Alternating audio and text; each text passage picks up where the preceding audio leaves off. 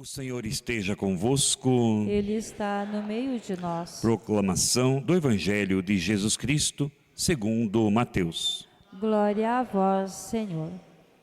Naquele tempo, dirigindo-se Jesus aos chefes dos sacerdotes e aos anciãos do povo, disse-lhes: escutai esta outra parábola. Certo proprietário plantou uma vinha, pôs uma cerca em volta, fez nela um lagar para esmagar as uvas e construiu uma torre de guarda. Depois arrendou a vinhateiros e viajou para o estrangeiro. Quando chegou o tempo da colheita, o proprietário mandou seus empregados aos vinhateiros para receber seus frutos. Os vinhateiros, porém, agarraram os empregados, espancaram a um, mataram ao outro e ao terceiro apedrejaram. O proprietário mandou de novo outros empregados, em maior número do que os primeiros, mas eles os trataram da mesma forma. Finalmente, o proprietário enviou-lhes o seu filho, pensando: ao meu filho eles vão respeitar. Os vinhateiros, porém, ao verem o filho, disseram entre si: este é o herdeiro, vinde, vamos matá-lo e tomar posse da sua herança. Então agarraram o filho, jogaram-no para fora da vinha e o mataram. Pois bem, quando o dono da vinha voltar, o que fará com esses vinhateiros? Os sumos sacerdotes e os anciãos do povo responderam: com certeza, mandará matar de modo violento esses perversos e arrendará a vinha a outros vinhateiros, que lhes entregarão os frutos no tempo certo. Então Jesus lhes disse: vós nunca lestes nas Escrituras?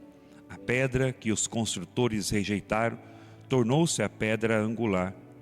Isto foi feito pelo Senhor, e é maravilhoso aos nossos olhos. Por isso eu vos digo: o reino de Deus vos será tirado, e será entregue a um povo que produzirá frutos. Os sumos sacerdotes e fariseus ouviram as parábolas de Jesus e compreenderam que estava falando deles. Procuraram prendê-lo, mas ficaram com medo das multidões, pois elas consideravam Jesus um profeta. Palavra da salvação.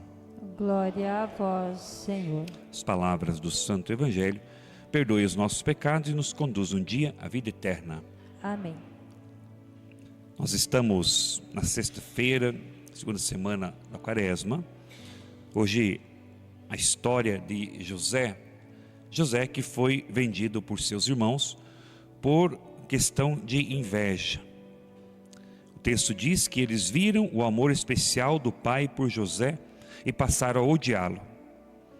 E a inveja, então, ela cresce silenciosamente até se transformar em violência.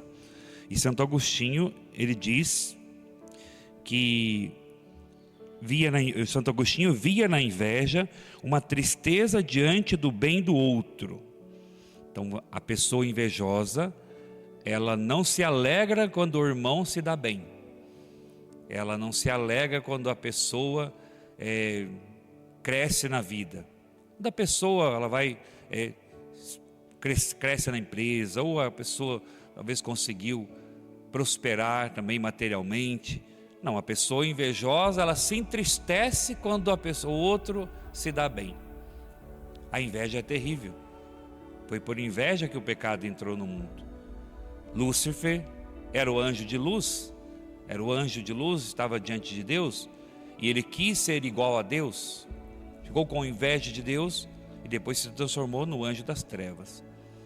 Então a inveja, ela é um pecado, primeiro que é um pecado gravíssimo, e depois é algo terrível, porque às vezes nós falamos mal dos irmãos, e das irmãs também, e falamos mal dos irmãos porque às vezes nós gostaríamos de estar no lugar dele, ou porque nós estamos com inveja porque o irmão está se dando bem.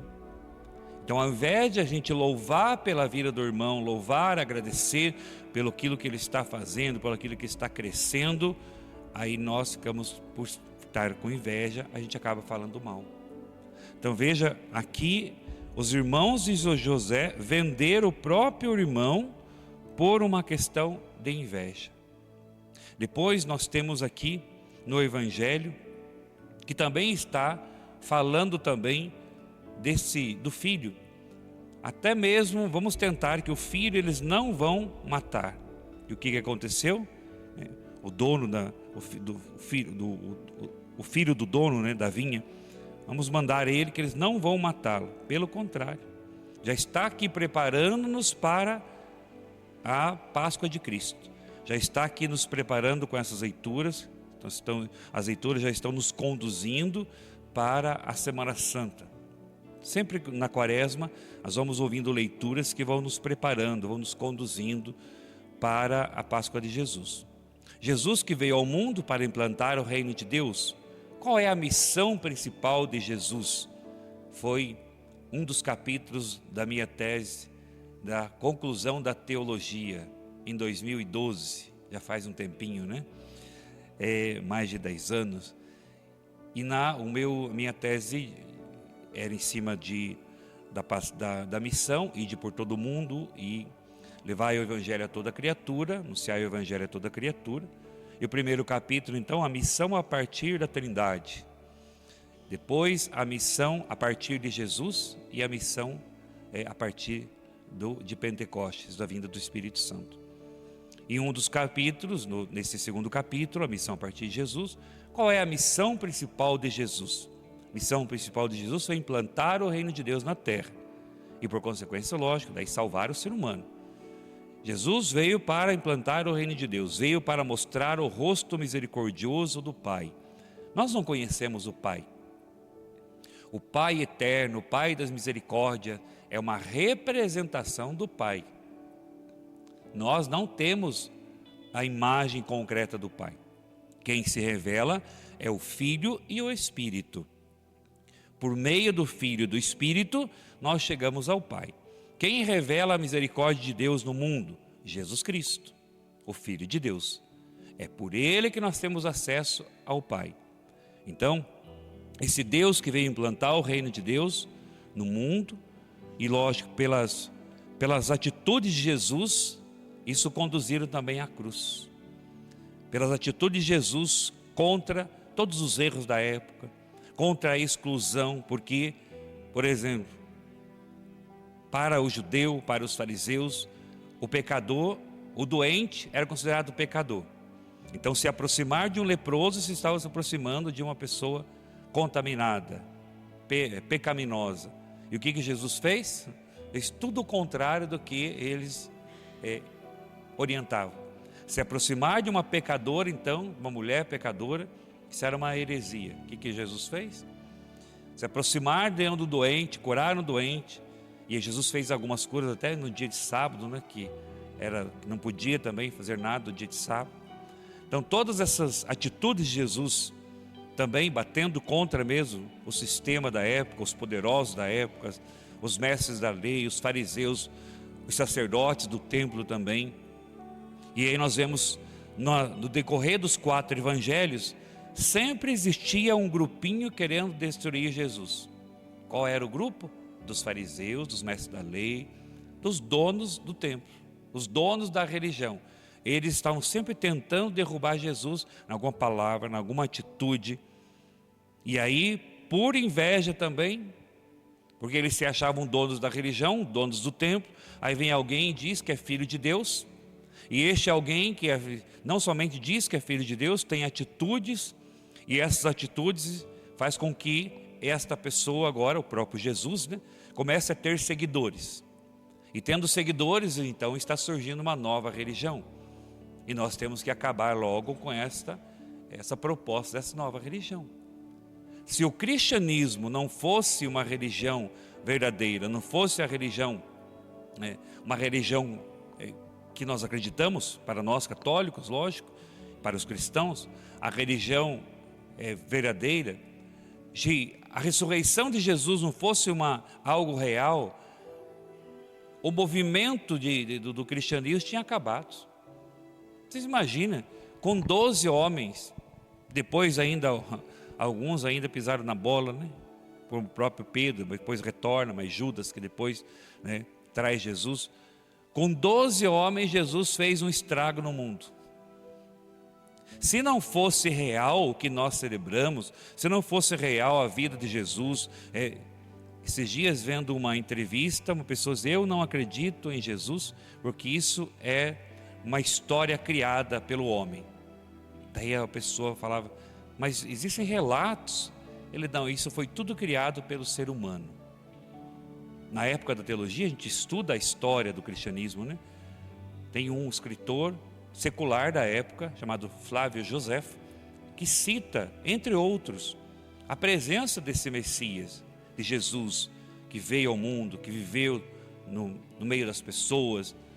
Então veja, só pelo fato histórico, é lógico que Jesus, ele veio ao mundo, ele deu a vida por nós, mas também por uma questão real, como que esse movimento cresceu tanto, como que a confiança na ressurreição, porque é a partir dos frutos, é a partir do testemunho, é a partir daquilo que o ressuscitado vai realizando na vida das pessoas, e aí o movimento vai crescendo.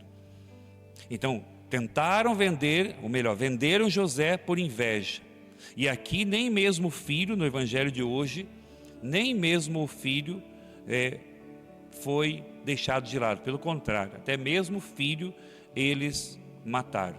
Aí o salmo que nós ouvimos, lembrai sempre as maravilhas do Senhor. Lembrai sempre as maravilhas do Senhor. Então que a liturgia de hoje, irmãos e irmãs, nos ajude também a refletir sobre a nossa vida. A Quaresma nos convida justamente a purificar o nosso coração, em especial no dia de hoje, diante da situação da inveja. O remédio espiritual é simples e profundo. A gratidão é a caridade. Quem aprende a agradecer a Deus pelos próprios dons e a alegrar-se com o bem do irmão, começa a viver a liberdade dos filhos de Deus. Todos nós temos dons, todos nós temos coisas boas. Tem gente que está tão mal consigo mesmo, com a sua imagem e semelhança, como um dia uma senhora me disse, padre, eu tenho certeza, eu nasci para sofrer. Eu falei, você vai continuar sofrendo mesmo, com essa cabeça, você vai daqui para pior, porque o sofrimento faz parte da nossa vida, da nossa caminhada. Você não nasceu para sofrer, você nasceu para dar certo. Deus te criou por amor, para dar certo. Sofrimento são consequências do nosso dia a dia, das nossas lutas, né? Então você não nasceu para sofrer. Então você tem dons, tem coisas boas, né? Deus te deu capacidades, para alguns um pouco mais, para outros um pouco menos. Para alguns Deus deu o dom de cantar, para outros é melhor não abrir a boca, não é? Que a pior coisa é quando a pessoa acha que sabe cantar, que daí ela vai cantar e vai abrir a boca e vai esgoelar, e aí a coisa fica terrível, não é? Principalmente às vezes quando vai cantar na igreja, misericórdia, Senhor, né? Então não, tenha consciência dos dons que Deus te deu, mas não queira inventar também, não é? Nós temos que ter, gente, nós temos que pedir para a chamada Dirce nos acompanhar, discernimento. Não, se você tem esse dom, por exemplo, nós não temos aqui na paróquia, que é uma proposta, a pastoral da acolhida, principalmente para as missas de final de semana. Quantas pessoas sabem acolher, têm o carisma da acolhida, que poderiam contribuir e não fazem, talvez porque ninguém convida também, né? E aí não é uma pastoral qualquer, existe relato de pessoas que se aproximaram de Deus pela acolhida na igreja. Então veja, na igreja tem lugar para todos, nem todos têm às vezes a coragem ou a vontade de vir fazer uma leitura, de pregar, né? Fazer uma pregação, uma formação, mas sabe fazer outras coisas. Então agradecer pelos dons que Deus te deu, agradecer pelo carisma que Deus te deu, mas também se alegrar com o carisma do outro, se alegrar com o dom do próximo, é isso que hoje nós estamos pedindo a Deus, que o Senhor nos dê a graça de louvar a Deus pelas qualidades que temos e de agradecer também pelo dom do irmão, por aquilo que Deus faz na vida do irmão. Senhor, livrai-nos da inveja que divide os corações, dai-nos a graça de reconhecer que tudo é dom do vosso amor, para que saibamos alegrar-nos com o bem do irmão e viver como verdadeiros administradores da vossa graça. Amém. Louvado seja nosso Senhor Jesus Cristo.